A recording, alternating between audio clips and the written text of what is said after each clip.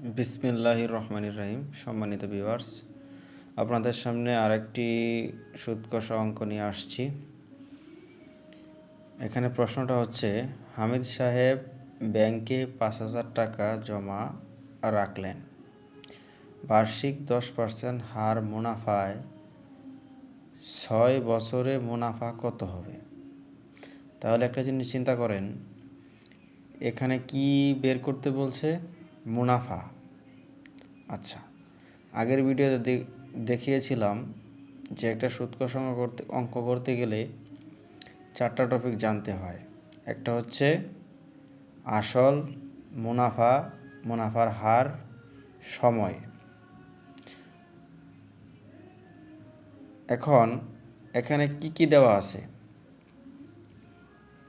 আসল দেওয়া আছে, মুনাফার হার দেওয়া আছে, সময় দেওয়া আছে।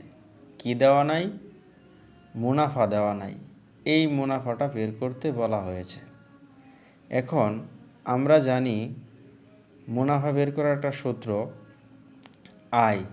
আই সমান সমান PNR।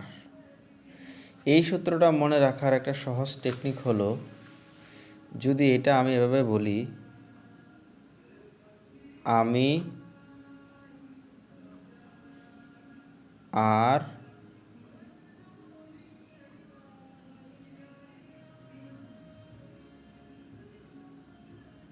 পারি না,